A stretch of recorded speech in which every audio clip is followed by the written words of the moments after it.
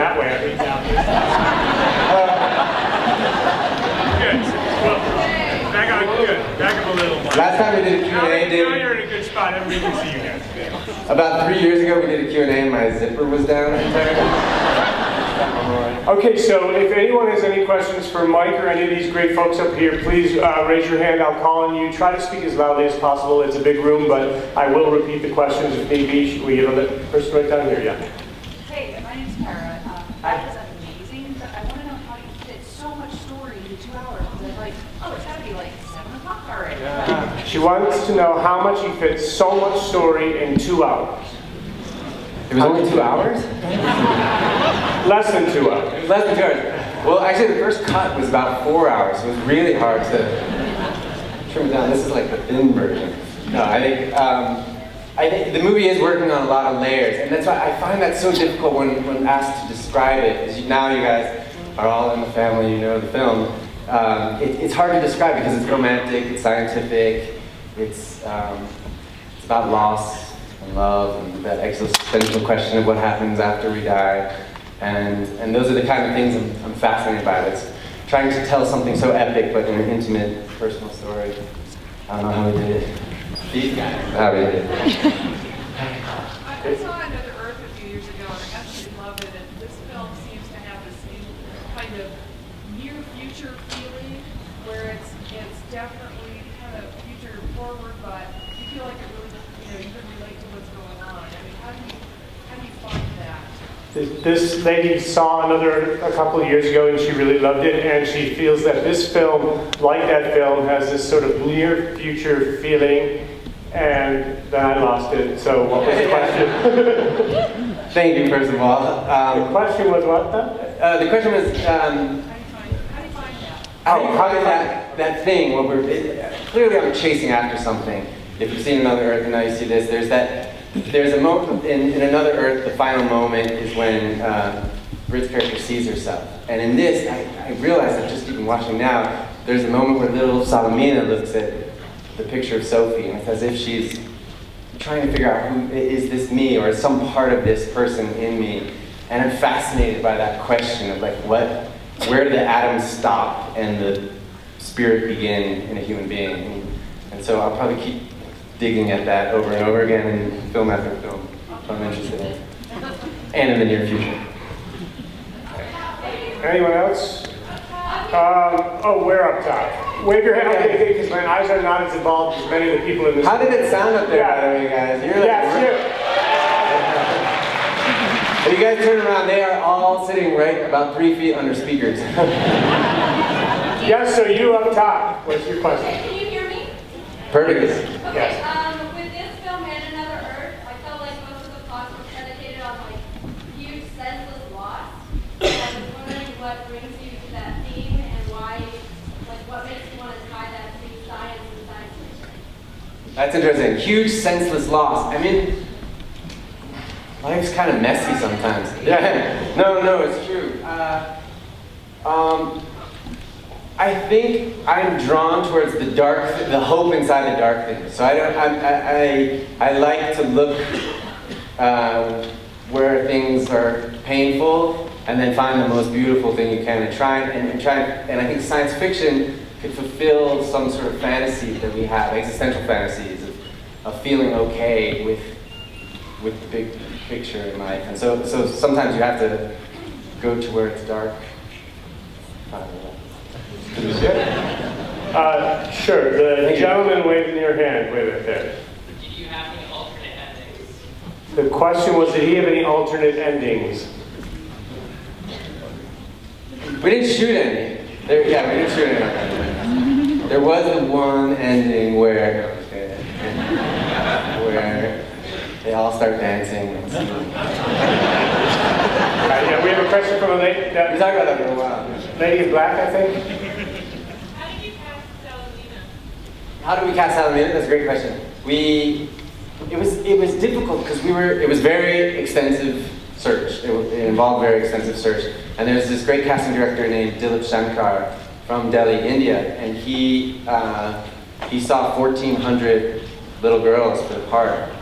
And when he found Kashish, Kashish is an orphan. She lives in the Salam Barak Trust in Delhi, India. She loves to sing, she's a performer, she's full of energy and full of light, and she's so unself-conscious of the camera.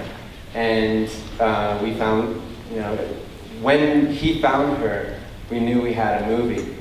And we had a difficult challenge too, because I was like, all right, I don't know if you've ever cast something like this, but I need her to feel like Astrid. She doesn't have to look like Astrid, she has to feel. There has to be that like indescribable thing that, when you meet somebody and you're like, you remind me exactly of this person, but they don't look anything like that. And so we were trying to find that inarticulable thing in India, and it took a long time, but Dilip found her. So I've been told we have time for 2 more questions, so wave your hand if, okay, this gentleman in front. Question was from Britt whether she had anything to do with the story in this one, because last time around for Another Earth, Britt and Mike co-wrote Another Earth. No, this was a script that Mike sent me, and I mean, I've been watching Mike as an artist since I was 17, and I think largely knowing him is how I've come to define what being an artist is. I mean, he's somebody who sees things that nobody else can see, and then has the unique ability to make other people feel and see those things. And I've been in awe of him since I was a teenager, and I'm in awe of him now, today, watching this. So it's a tremendous thing to get to be a part of telling stories with him.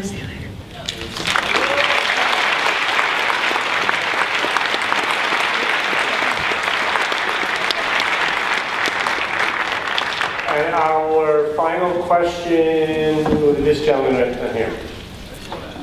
Ask the actors what drew you to the project, what the experience like, and how's it now? Okay, the question was for all the actors, what drew them to the project and what the experience was like. So, okay, well, I think the character and the script and Mike was the thing that drew me most to the project. And then what was the other question? I'm sorry, I'm horrible at this. Oh, it was horrible, man. You know what? We shot this floor. No, I mean, honestly, it was like super organic, a super positive set, and we were up against a lot, and no one really lost their cool, and that's pretty rare. What drew me to the project? Well, Mike. I've known Mike for a long time, but it was amazing to make this film. I think it was a real challenge. We were thinking about a husband and wife relationship and how to do that in a unique way, and how to have them really be partners in what they're doing, as opposed to, I think you often see the wife character sort of taking a back seat. And so it was interesting to try to find that together. And then in rehearsals with the 3 of us, it was like the most fun. We would just put up scenes and play with them again and break them down and put them back together. And it's an incredible experience. Making movies with Mike has been one of the deep, profound pleasures of my life. So it was awesome.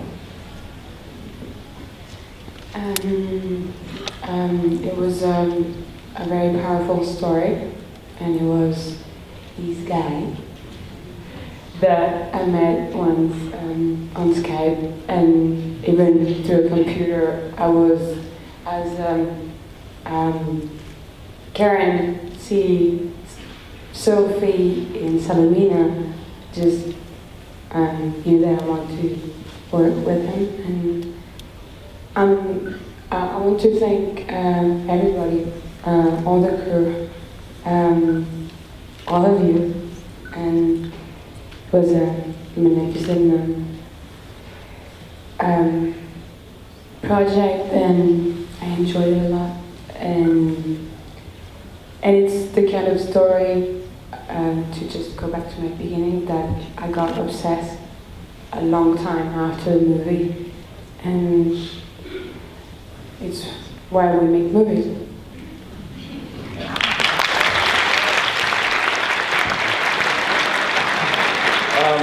I'll make comment, but it's obvious. I mean, to get to work with Mike Cahill was incredible, and Another Earth blew me away. So for me, it was kind of get me in this project, and luckily they let me be a part of it, and it was truly amazing, organic, like he said, really supportive environment, and I'm so glad I could watch this as a fan too, to see what Hunter and Alex pulled off as producers. Like, some of the stuff is so incredible.